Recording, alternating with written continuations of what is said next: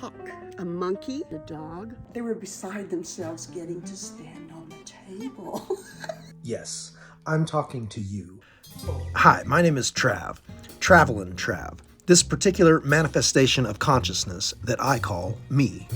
About 25 years ago, when my growing young family and I arrived in Portales, New Mexico, I had a vision to document the people of this area.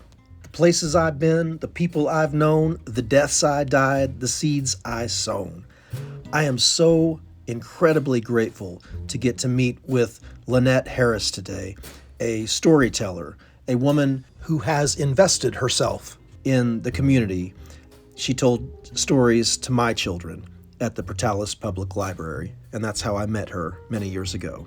It is so important that we learn how to tell stories and that we choose the stories that are right for us to tell. Please join me, Travelin' Trav, this Friday, 7 p.m. at Uncle Mike's in Portales, where I'll be telling my singer-songwriter story. One day, well, that's another story. It's a real story. Why story is important. A dog, a monkey, a hawk. I started hosting storytelling groups, guiding them to tell their story. Father gave him the sword and said, be strong, you get there. The mother gave him a bag of dumplings, as a mother would. One day, his apartment building caught fire, and the fire department was there, and they took stock, and the little boy realized his brother was in there.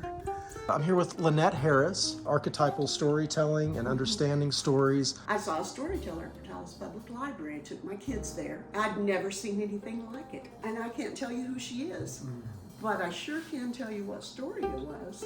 Yup, never saw that woman again, never. But the story was in here. Do you still tell that story today? Yeah. Lynette told stories to my kids at the library in Portales, New Mexico. So I come out here and practice stories. Oh, really? You practice stories out here, huh? This is your place. This is my spot. That's what I'm talking about. Yeah. How did you become a storyteller? Well, I had an affinity for stories already as a kid. I loved books, and that was my area in school. I did well in that as opposed to math. Okay. That subjects like that I didn't care for. But Writing? The books, the stories, The writing. stories made more sense to you than the numbers. Oh, it was exciting. Make my friends and my sister will even tell you. They had to act in these little plays I made up. Oh, really? You wrote and then you got actors for your creations? Yeah, my friends and my sister. How old were you then? 8, 9, 10. 8, 9, 10. 11. You were writing and casting. That's cool. My sister did not enjoy it. All right. You did. Okay. Anyway, that's another story. Anyone you're Tell feeling? a story of a student. It's a real story. It's a real story. Okay, that's good. About why story is important.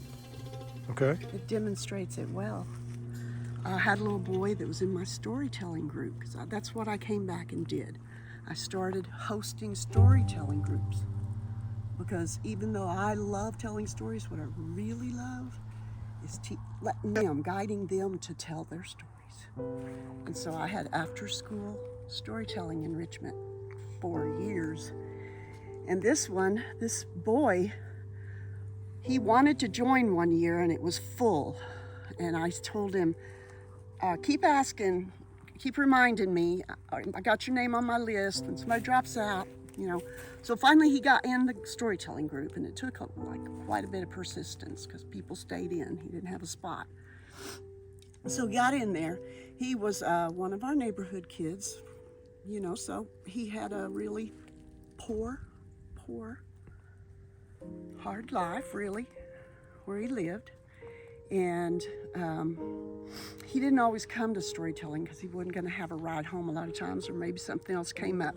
So after school, he wasn't always able to stay. He'd stop by and say, I can't stay today, and he'd go. Well, he picked out this story that he wanted to learn to tell. It's called Peach Boy. He loved the story. It's a Japanese story. It's about a boy who was born from a peach to these old parents that wanted a child so much, and they wished for it, and they got Peach Boy. So they named him Momotaro, which means Peach Boy. So he grew up there with his parents adoring him, and he saw as he grew up that there was a problem in the village. There were uni monsters who came and attacked the villagers, and they raided periodically and stole and hurt the people and made them afraid.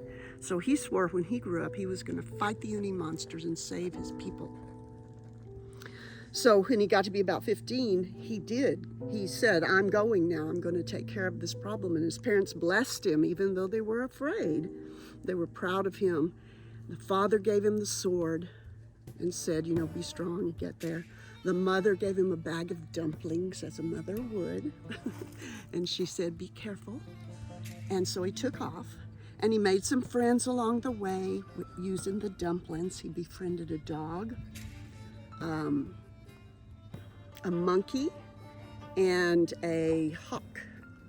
And together, the four of them defeated the uni monsters. And there's a whole long, I'm not going to do that whole part, but, and they went back home. They got all their treasure back. They took it back to the villagers.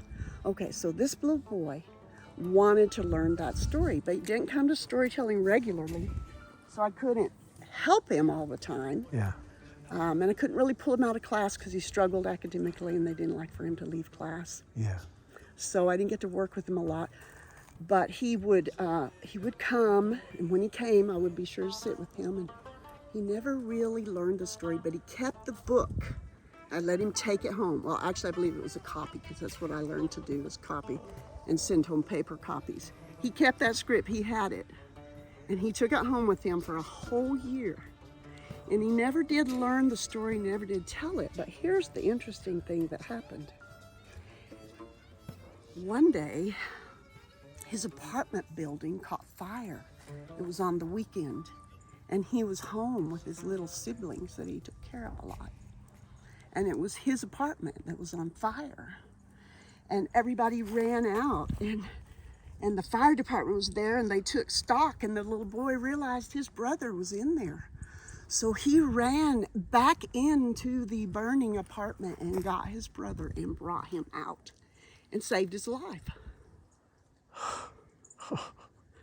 He was reading about a boy who was extraordinarily brave. And he read it all year long in his little halting way. But he knew that story because I would read it with him. So he knew it. Wow. And then he felt became empowered. He became that extraordinarily brave young man who was celebrated by community even. He went Wow. in and saved his brother. And I can't help but make that link.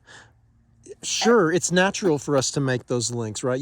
I'm not saying, well, yeah, I am saying, maybe without that story, he wouldn't have thought to do that.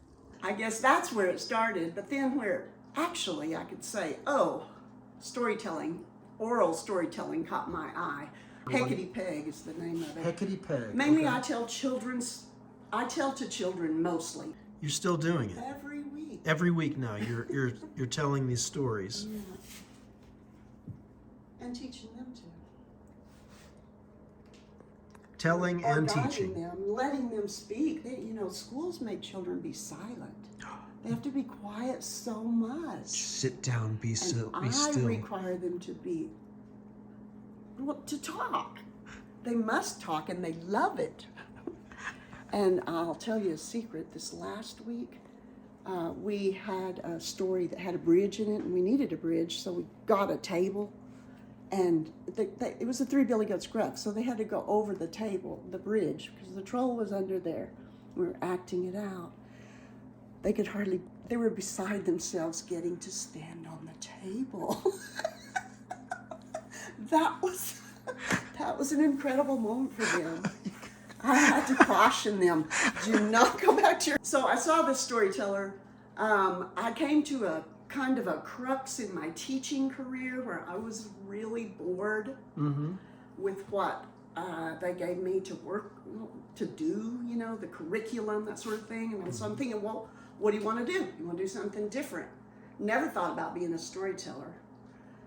But there was this dream grant that was passing around up here at Eastern. And it was for teachers, anything I could think of, that they were dreaming of doing. They could write into the grant if they would use it in their classroom.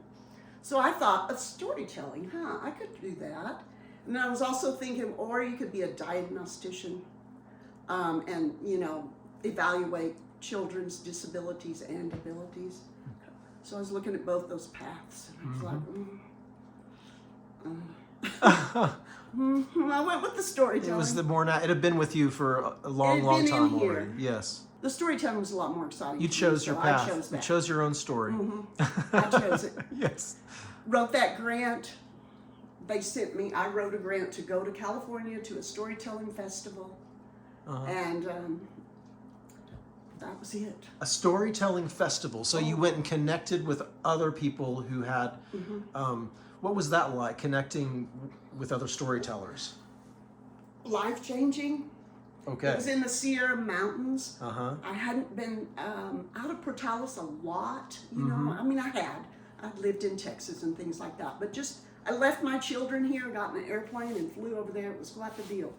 And flew into San Francisco, drove across the bridge, drove to Oakland, drove on to the Sierra Mountains, drove up. I was a little bit late and drove right up into the festival, and there were all these people in the mountains, and there was an outdoor stage that had misters and people.